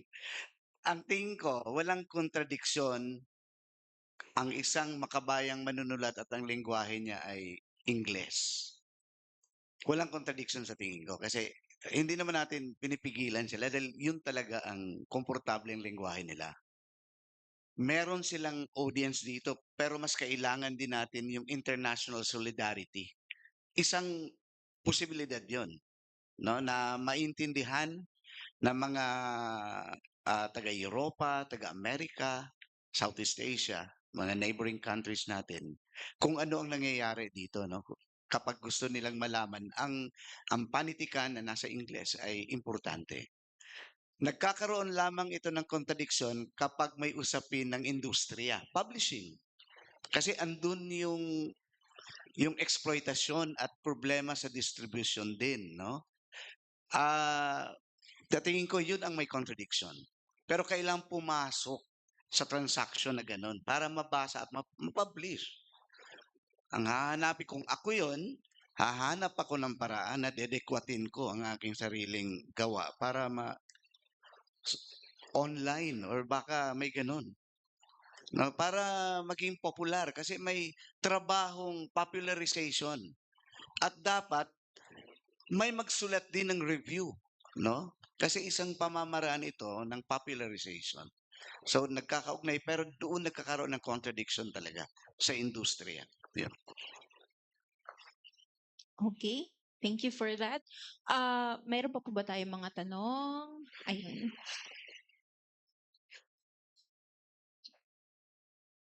Hello po, I'm Daniel Mercado from BA Communication Arts. Siguro po yung tanong na po ito is for Ma'am Will po. So yung book po na nabasa ko before when I was in high school ay Silver by Norma Fox Mazer. And ang genre niya according to the Goodreads po ay young adult fiction, realistic fiction, teen, and then children's po. So for context, this book tackles about sexual abuse among family members po.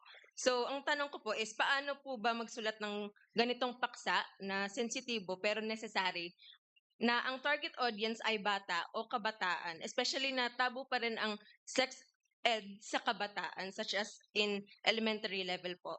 So, paano po ma-make sure na ang defamiliarization po ay maintindihan ng mga nagbabasa at hindi po ito ubod ng metaphors and euphemism na censorship na siya to a point in disguise po? Ah, Pinagbabawisan ako sa tanong. Yun nga, no? Kasi dinagdagan mo yung full of metaphors and disguise. Kasi dun sa panitikang pambata, lalo na yung picture book, meron na, marami na tungkol sa sexual abuse.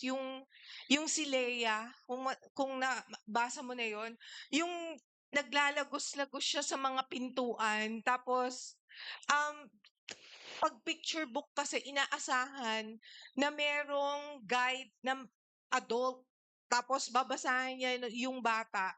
Ganon, no? Tapos, merong nilabas din sila, Genaro Goho Cruz, tsaka si Glenda Oris na Ako ay may titi, ako ay may kiki, no? Na mga libro.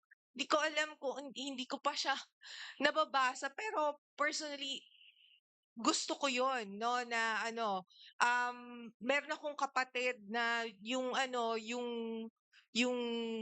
pamangkin ko, sinabihan talaga ng kapatid ko na yung titi mo walang dapat humawak diyan kung hindi ikaw, no, at kami na nililinisan yung katawan mo o nililiguan ka, ganyan.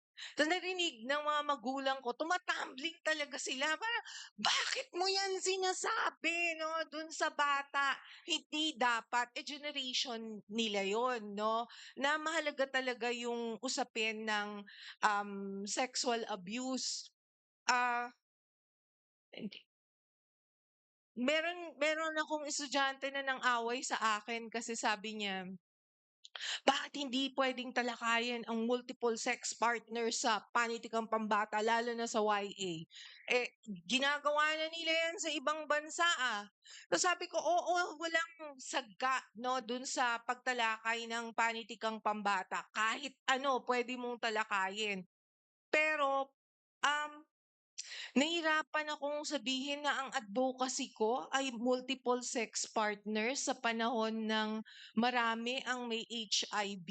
Sa tingin ko, sabi ko, hindi yan panitikang pambata. Ang ano mo, adult yung iyong readers dyan. Kahit na ang protagonist mo ay 14, 15 years old na mga bata. Kasi nga, dapat may para sa akin bilang manunulat, dapat may advocacy ka pa rin. Pero yun nga, yung technique na dapat hindi ito halata. So siguro yung kahit hindi siguro direct, no, dun um, sa batang na abuse, dapat sa dulo, makakabangon. Di ko alam kung nasagot ko yung tanong mo, pero kahit na mahalaga yung paano mo talakayin yung sex na hindi titillating yung senaryo, no? Halimbawa, direct, di ba, halimbawa yung mga ang tindi nun, nung mga kay Carlo Caparas, kung nakita na ninyo, tatalakayin niya ang mga massacre at rape scenes na very titillating talaga. So, kailangan mong pag pinakita mo yung panggagahasa, kailangang makita yung na victim ito. Pero dapat hindi siya manatiling victim sa dulo. Kailangan niyang bumangon, no? Basta dapat bumangon yung bata, no, na naghahasa sa loob ng at kailangan niyang lumaban as much as possible. Na dapat hindi siya malugmok, no, dun sa violence na yun. Salamat. Hindi ko nasagot ko ba yung tanong? Salamat. Okay, thank you for that. We have time for one more question. Sige po. Good morning po. Ako po si Harry Loreen and I'm from BA Communication Arts din po. Ang tanong ko po ay kay Sir Lau Castillo po. Gusto ko pong balikan yung sinabi niyo po kanina na as writers, hindi po talaga natin maiiwasan na mag-engage sa mga institusyon kasi kailangan nating aminin na itong mga institusyon na 'to ay nagbibigay sa atin ng pinakamalawak na sirkulasyon para maabot ng mga sinusulat natin, yung mga dapat ito abutin gaya po ng mga paaralan.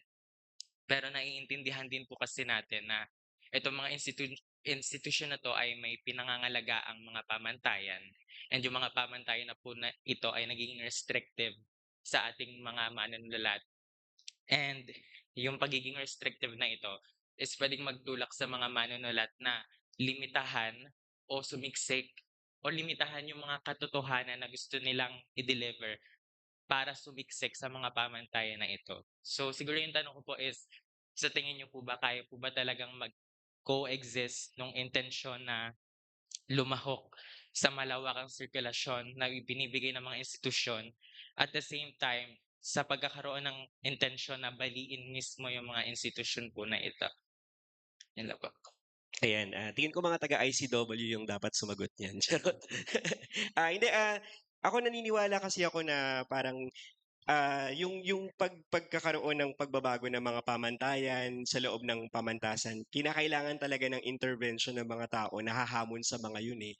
So kung isusuko natin yung larangan ng institutional na mga espasyo for creative work, di magiging stagnant siya. Kasi hinahayaan natin na mag-reproduce yung uri ng mga values, uri ng mga diskurso, uri ng maging mga paksain, no? So, totoong very restrictive siya. And many writers who are progressive, even yung mga talagang hardcore na talagang nakikisangkot sa kilusang masa, ay malay, no? Aware sila sa ganitong mga klase ng limitasyon. Pero, kung cultural worker ka at bahagi ng tsapa mo at agenda mo talaga yung makilahok, no, at ipasok sa academic na mga espasyo at conversations yung mga issue na tingin natin na isasantabi at maging yung mga ano no mga political aesthetics, no, na hindi madalas napapag-usapan, hindi mo isasantabi yung posibilidad ng engagement sa institution kasi bahagi siya nung struggle. Hindi siya nakahiwalay, no, sa mga malalawak na kampanya. Lalo pat siguro ano sa isang banda, no, medyo magandang case yung sa UP kasi yung UP relatively may certain, for all the repression that we experience, we're still better off compared to our counterparts in many local state universities, mga LUCs, mga SUC sa labas, no, kung saan talagang mas draconian. Not to say na wag na hindi draconian sa UP. May mga draconian moments dito sa ang ganda ng draconian moments, no. Masabi ko lang.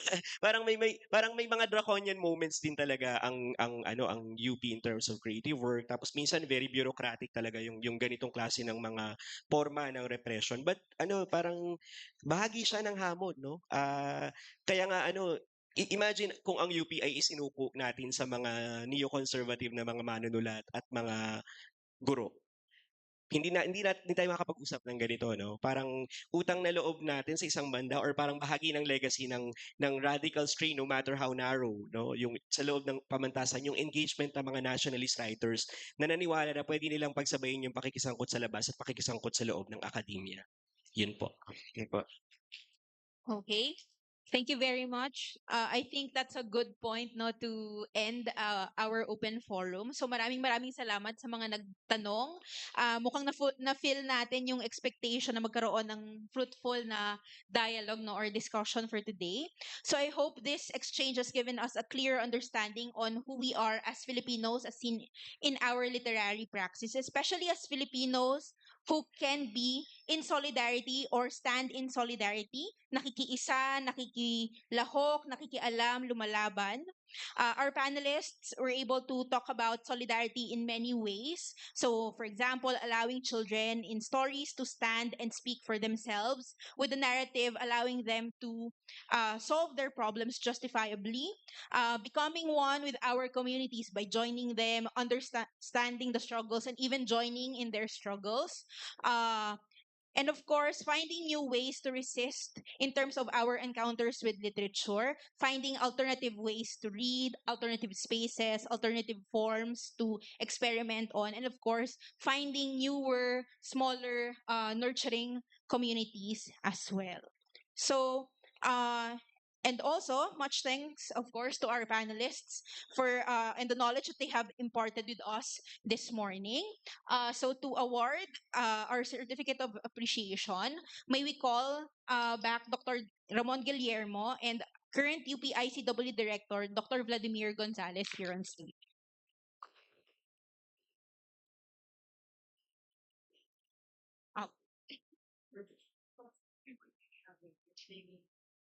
Ayan. So, we'll be awarding the certificate of appreciation to our panelists in recognition of their participation as a lecturer in the 64th UP National Writers Workshop Extension Lectures held on August 27, 2025 at the CAS Auditorium UPLB. So signed by the director of the 64th UP National Writers Workshop, Dr. Ramon G. Guillermo, and the director of the Likhaan UP ICW, Dr. Vladimir B. Gonzalez. So this certificate is for Dr. Lawrence Marvin S. Castillo.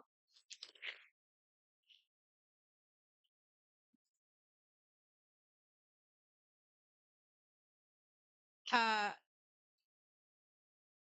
okay na?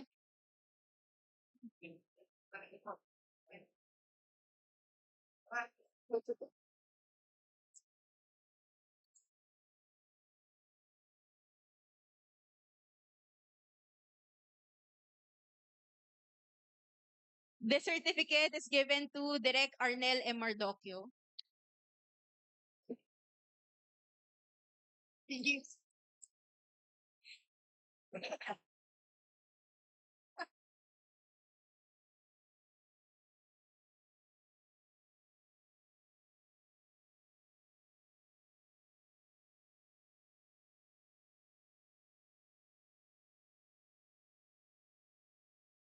And this certificate is given to Dr. Will P. Ortiz.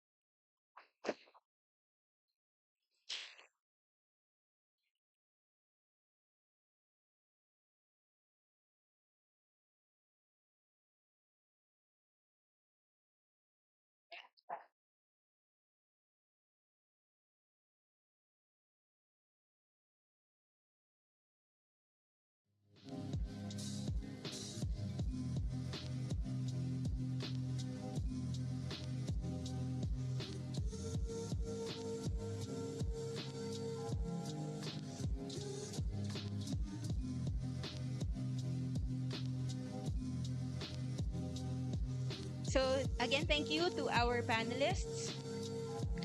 Also, thank you to Dr. Guillermo and Dr. Gonzalez. Okay, so to formally close our forum this morning, may we call on may we call on the UPICW Director, Dr. Vladimir Gonzalez, to share his musings from today's discussion. Salamat po, Ma'am Rachel. Siyempre, bago po tayo umusad doon ay may pagkilala rin po tayo pasasalamat sa ating moderator. So babasahin ko lang po, ang Certificate of Appreciation is given to Rachel D. Katimbang in recognition of her participation as a moderator in the 64th UP National Writers Workshop Extension Lectures, August 27, 2025, College of Arts and Sciences Auditorium, UP Los Baños, Laguna, signed by Sir Bowman and me. Bago po tayo syempre patawagin si Ma'am Rachel, incidentally po ay birthday po niya ngayon, kaya sa photo, pwede po tayo kumanta ng Happy Birthday to you, Happy Birthday to you, Happy Birthday, Happy Birthday, Happy Birthday to you. May taas pa. Photo off po.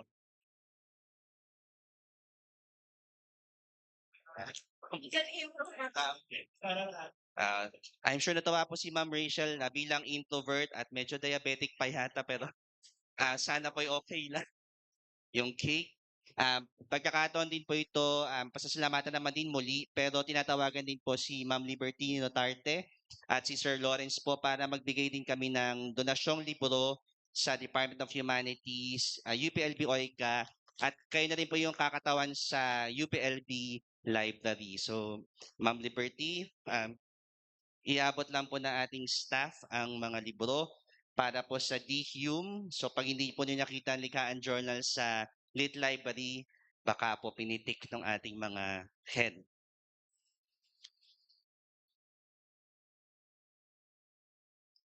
Maraming salamat po sa tulong. So ito na po yung mensahe part. Sa Kalakan po ay pasasalamat lang naman talaga sa ating mga collaborator. So, inuna po natin ng Department of Humanities through Ma'am Liberty Notarty Balangkit and of course, Sir Lawrence Castillo ng OICA, ang ating mga chancellor sa UPLB, Jose Camacho, and Chancellor Vistan sa Diliman. Ang books po natin sa UP Press ay care of Dr. Galileo Zafra, pero mga nakausap po natin para sa agarang pagdala ng mga libro ay sina Miss Yani, Ma'am Jory, and Kuya Alan. Salamat po. Salamat po sa ating mga dekano, Dean Crislin Margos Piñol ng College of Arts and Sciences. May pasnak po, hindi sa inyo yata. May pasnak yata sa labas. Dapat Ma'am Liberty. Pag wala po, sa amin po pala yung snack. Pero nagbigay po ang College of Arts and Sciences ng food things. So maraming salamat po at iba pang suporta. Dean Jimel Naval ng College of Arts and Letters and syempre si Ma'am Aura Abera.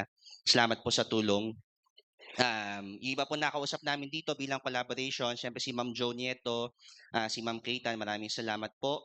At sa dulo naman po, ang proyektong ito ay part ng Literature for Social Development Project na ang layunin ay magbigay ng libre, accessible, makabuluhan at napapanahong mga proyekto para sa pagsusulong ng sining at panitikan. At isa lamang po itong extension lectures sa maraming proyekto ng likha ng UPICW na sinusulong at pinipilit na maigawa ito. Napakalaga sa ating lahat na magkaroon ng maraming living opportunities at sa dulo, ang beneficiaries po natin ay kayo, yung mga estudyante, yung mga naghahanap ng spaces and access sa journals and projects and everything na magtatampok pa ng iba't ibang mga boses sa iba't ibang panahon. Kaya nga po, tatapusin natin ang bahagi ng ito sa isang CP ng tula ng isang sikat na Makata na pangalan po niya, baka hindi po kayo familiar. Basahin ko muna yung CP. No, we're never gonna turn to dust.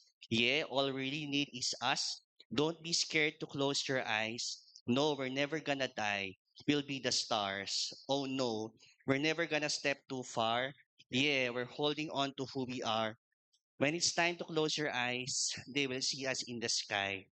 We'll be the stars. So ito po ay galing sa Makatang si Sabrina Carpenter. Maraming salamat po at magandang araw po sa ating lahat. Okay, thank you, Sir Vlad.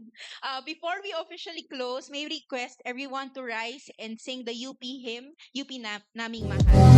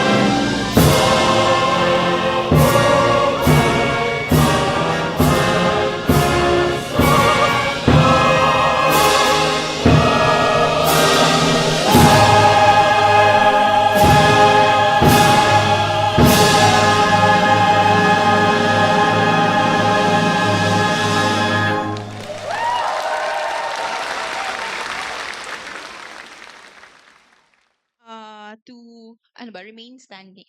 Okay. Compress. Sa gitna for a quick photo op. Apo. Yes. Move na lang po tayo sa gitna